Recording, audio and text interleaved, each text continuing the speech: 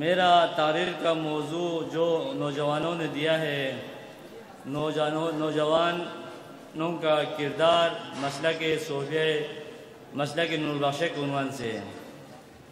تو میں اس کے موضوع کو بحث قرار دینے سے پہلے یہ بتانا ضروری سمجھتا ہوں، کسی بھی تحریک کا ایک زمان ہوتا ہے اور ایک مکان ہوتا ہے، یعنی کس زمانے سے یہ جوان کا بحث شروع ہوا اور اس کا مقصد، اس کا وجود میں آنے کا ہدف کیا ہوئے۔ تو قرآن کی روح سے قبل المسیح یہ فتوت اور جوان و جوان مردی کے بحث تھا، جیسے کہ قرآن مجید میں ارشاد ہوتا ہے اِذْ اول فتیۃ الی الکہف فقالوا ربنا آتنا من لدنک رحمہ وہیئ لنا من امرنا رشدا۔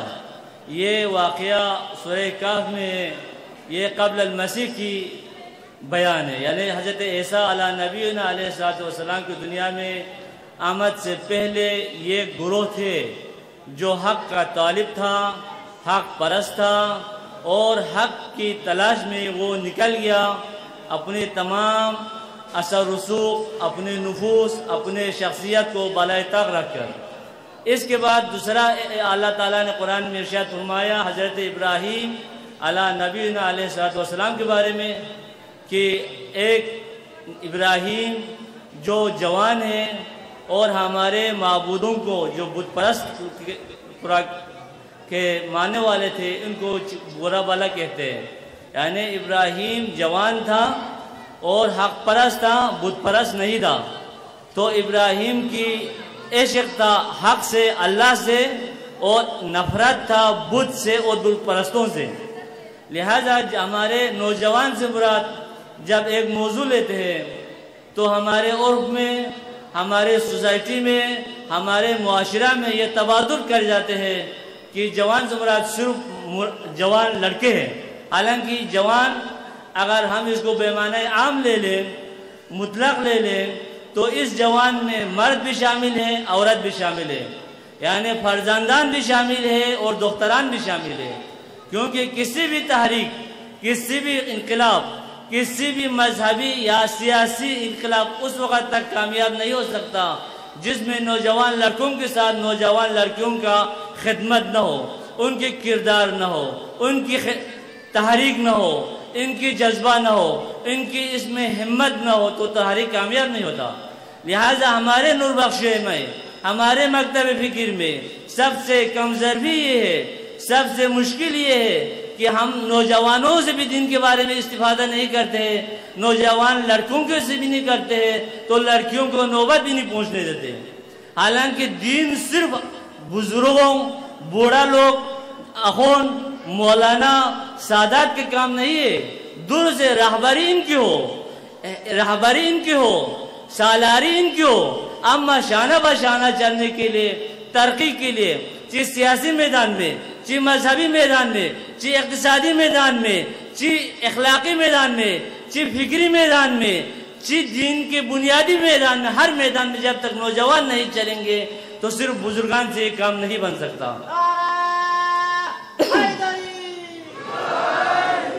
تو میں ادھر صرف اسی عناوین کو جو اس کو اس میں ہم نے مجھے دیا ہے، جوانوں نے دیا ہے، اس کو میں موضوع بحث قرار دوں گا۔ ایک ہے نوجوان اور جوان مرد، دو نقطہ ہے۔ ایک ممکن ہے نوجوان ہو اما جوان مرد نہ ہو، ایک ممکن ہے جوان مرد ہو اما نوجوان نہ ہو۔ تو ادھر جوان سے مراد جو فتوت میں امیر کبیر نے جو بیان کیا وہ جوان مردان میں شامل ہے، جس میں دینی جذبہ بھی ہو، جس میں دینی شعور بھی ہو، جس میں بزرگان کے ساتھ چلنے کا عزم بھی ہو، جس میں علماء کی حمایت کرنے کے بھی ہو، جس میں لوگوں کو ہدایت کی طرف رہنمائی کرنے کے اس میں طاقت ہو، تو وہ نوجوان اگر جوان نہ ہو تو وہ بزرگان ہو، عمر رسیدہ ہو، پھر بھی نوجوان ہے۔ لہذا جوان سے مراد صرف جوان جو ہم عرف میں استعمال کرتے ہیں، جس کو عمر 20 اور 22 سال کے درمیان ہو، وہ مراد نہیں ہو سکتا، بلکہ وہ جوان مراد ہے جس میں دینی جذبہ ہو، دین کی ترقی چاہتا ہو، معاشرے سے جہالت ختم کرنا چاہتا ہو، ملک سے علاقے سے تمام فساد اخلاقی حرکتوں کو ختم کر کے لوگوں کو اتحاد کی طرف لاتا ہو، لوگوں میں محبت کا ثمرہ پہنچاتا ہو، لوگوں میں دین کے طرف رغبت کرتا ہو، لوگوں میں جہالت ختم کر کے لوگوں میں علم کا نور پھیلاتا ہو، تو وہ نوجوان ہیں۔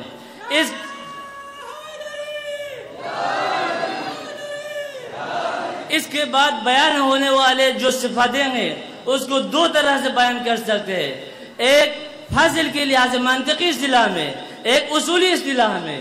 اگر ہم نوجوان کے لفظ عام قرار دیں تو اس کے آنے والے سب اس کے لیے خاص ہو جائے گا، آنے والے صفاتیں اس کے لیے خاص ہو جائے گا، تو وہ عام محدودیت پیدا کر دیں گے، خاص بھی شامل ہو جائے گا۔ نوجوانوں کے کردار کے بحث ہوا، کردار، اگر ہم ادھر صرف کردار لے لیں، کردار فارسی کے لفظ ہے جس کے معنی کار سے کام کرنے کے مراد ہے، لیکن ادھر کردار کو اگر ہم معنی عموم لے لیں، ایک عام معنی لے لیں، تو اس میں کردار بھی شامل ہے، گفتار بھی شامل ہے، رفتار بھی شامل ہے، سکنات بھی شامل ہے۔ لہذا نوجوانوں نے جو مراد کردار لیا ہے وہ بے معنی عام ہے، بے معنی خاص۔ لہذا نوجوانوں کی صرف نوجوان مراد نہیں ہے، وہ نوجوان جو میدان عمل میں ہو، جن کے کردار بھی معاشرے پہ اثر انداز ہو رہا ہو، جن کی رفتار بھی معاشرے پہ اثر انداز ہو رہا ہو، جن کی حرکت و سکنات بھی معاشرے پہ اثر انداز ہو رہا ہو، وہ نوجوان مراد ہے۔ وہ قوم کے لیے کام ہے، وہ علاقے کے لیے کام کے بندے ہیں، وہ دین کے لیے، ملت کے لیے، پورے پاکستان کے لیے۔ لہذا نوجوان سے مراد ہمارے وہ نوجوان مراد ہوں گے جو کردار کا مالک ہو، جو رفتار کا مالک ہو، جو اخلاق کا مالک ہو، جو اعتقادات کا مالک ہو۔ دوسرا شے پہ گیا کردار کس میں؟ مسلک میں۔ تو مسلک کے قید سے وہ سارے نوجوان نکل جائے گا جو دہریہ ہے، جو لامذہب ہے، جو دین اور سیاست الگ سمجھتے ہیں، جو دین کی طرف رغبت نہیں ہے، وہ نوجوانان جو علماء سے دوری چاہتے ہیں، وہ نوجوانان جو پیران طریقت سے دوری چاہتے ہیں، وہ نوجوانان جو دین کی طرف رغبت نہیں رکھتا، دین کی ترقی کی طرف رغبت نہیں رکھتا، علم کی طرف رغبت نہیں رکھتا، ہدایت کی طرف رغبت نہیں رکھتا، وہ نکل جائے گا مسلک سلوک سے۔ اس لیے ہمارے سلسلے میں سیر و سلوک کا جو مسئلہ ہے وہ اسی سے ہے۔ حضرت رسول کریم نے فرمایا یا عمار ان سلک الناس کلهم وادیا وسلک علی وادیا، اسی سلوک سے۔ ما سلککم فی سقر قالوا لم نکن من المصلین، اسی سلوک سے۔ تو سلوک ہو، ان کی روش، ان کی کردار، ان کی رفتار ہو۔ تیسرا کس پہ ہوگا؟ نور بخشیہ کو ہوگا۔ تو نور بخشیہ کی قید سے وہ تمام سلوک نکال دیا، وہ تمام مذہب نکال دیا، وہ تمام مکتب فکر نکال دیا جو نور بخشی ہو۔ لہذا ایسے جوان جو نور بخشی ہو، با کردار ہو، با عمل ہو، با رفتار ہو، آج ان کی بات کریں گے ہم۔ ہمارے معاشرے میں یہ یا سوچے سمجھے سازش کی تحت ہو سکتے ہیں، یا انسان کی غیر شعوری میں ہو سکتے ہیں کہ ایک اہم پروگرام یہ بنایا جا رہا ہے، ایک اہم ہدف یہ بنایا جا رہا ہے کہ جتنے ہو سکے نوجوانوں سے علماء کی دوری ہو، جتنے ہو سکے نوجوانوں سے پیر کی تعلقات میں دوری ہو۔ دوریاں پیدا کرنے کے لیے مختلف حربہ استعمال ہوتے ہیں۔ سب سے اہم حربہ یہ استعمال ہوتا ہے کہ علماء کے پاس، پیر کے پاس دنیاوی تعلیم نہیں ہے، ان کے پاس دنیاوی مشکلات کا درک نہیں ہے، ان کو دنیاوی معلومات کا پتہ نہیں ہے، ان کو یہ بھی پتہ نہیں ہے کہ دنیا کہاں پہنچا ہوا ہے اور دنیا میں کیا ٹیکنالوجی آ رہا ہے، کیا تعمیراتی کام ہو رہا ہے۔ یہ صرف اور صرف نوجوانوں کے ساتھ علماء کے تعلقات کو ختم کرنے کے لیے ہے۔ نوجوان عورتوں کے لیے بھی یہی مسئلہ ہے۔ آج ہم دیکھتے ہیں کہ دنیا میں دیکھو انقلاب جن ملکوں میں آیا وہاں علماء کی حکومت ہے، لیکن نوجوانوں نے ترقی کی ہے۔ لہذا علماء آپ لوگوں کی ترقی میں کوئی رکاوٹ نہیں ہے، آپ لوگوں کی کردار سازی کی طرف ان کی توجہ ہے، آپ لوگوں کی عمل کی طرف ان کی توجہ ہے۔ سب سے دلسوز علماء ہو سکتے ہیں آپ لوگوں کے بارے میں، نوجوانوں کے بارے میں، نہ کہ دنیا والے، ہرگز نہیں ہو سکتا۔ لہذا آپ لوگوں میں وہ کردار ہو، وہ رفتار ہو جسے دین کی حمایت ہو، وہ کردار ہو جسے دشمن بھی آپ کی تعریف کریں، وہ کردار ہو جس میں ہمارے سلسلے پیران طریقہ جو ہم سے ہمارے معروف کرخی تک جاتے ہیں، جو ائمہ خدا پیغمبر تک جاتے ہیں، ان کے بارے میں آپ کے ذہن میں اطلاعات ہو، آپ کے ذہن میں صحیح علم ہو، وہ صرف علماء دے سکتا ہے، باقی نہیں دے سکتا۔ اس کی وجہ کیا ہے؟ آج ہمارے نوجوانوں کی ذہن میں یہ بات ڈالا جا رہا ہے، ایک لحاظ سے یہ حق ہے، اما حق بے معنی کلی نہیں ہے، جزئی ہو سکتا ہے۔ ہمارے سارے کتاب اردو میں آیا ہے، میرے نوجوانوں سے عرض ہے کتنا کتاب ہمارے اردو میں آیا ہے؟ فقہ الاحوط آیا ہے اور کتاب الاعتقادیہ نے دعوت آیا ہے ہمارے پاس۔ اگر کوئی کتاب الاعتقادیہ پڑھ کے وہ اعتقاد سمجھ سکتا ہو تو کیا میڈیکل کی 2 کتابیں پڑھ کے میڈیکل کے افسر بن سکتا ہے؟ ہرگز نہیں ہے، وہ نیم ہو جائے گا۔ اگر کوئی وکالت کی کوئی کتاب پڑھ کے وہ وکیل بن سکتا ہے؟ نہیں بن سکتا۔ اگر ترجمہ قرآن پڑھ کے وہ قرآن کے مترجم بن سکتا ہے، مفسر بن سکتا ہے، ادھر نفی کے اس بات ہے، ادھر کوئی نہیں کہے گا کہ میں قرآن کے جاننے والا ہوں، میں میڈیکل کے جاننے والا ہوں، میں انجینئرنگ کے جاننے والا ہوں۔